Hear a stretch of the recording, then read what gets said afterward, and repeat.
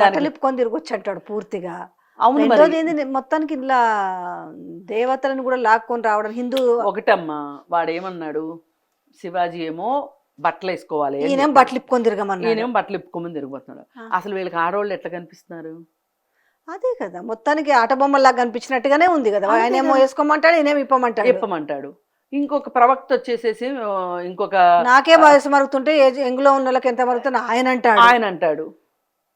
ఇంకొక ఆయన ఏమో చూస్తే ఆడపిల్లలను చూస్తే ముద్దు పెట్టుకోవాలని అంటాడు. ముద్దన్న పెట్టాలా కడుపన్న చేయాలా అంటాడు. ఎక్కడ దొరికిన సంతరా ఇది అనిపిస్తుంది నాకు. ఆ గంగాధర శాస్త్రి చూస్తేనేమో అందాలు చూపించాలనుకునే ప్రతి ఆడపిల్ల, నా దృష్టిలో మగాడిని ఆకర్షించాలి అనుకునే ప్రతి ఆడపిల్ల వేసి అంటాడు. ఎందుకు మరి ఎందుకు రెస్పాండ్ అవ్వట్లేదు ఇంత అసహ్యంగా మాట్లాడు? అంటే వాళ్ళకి ఆల్రెడీ కొన్ని ట్యాగ్లు ఉన్నాయి కదా, వాళ్ళు చాలా పండితులు అంటే ఏమైనా మాట్లాడొచ్చు.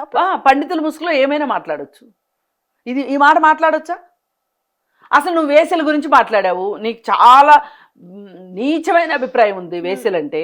వేసల దగ్గరికి వెళ్ళే వీట్లు మగోళ్ళే కదా, వాళ్ళు మంచోళ్ళేనా?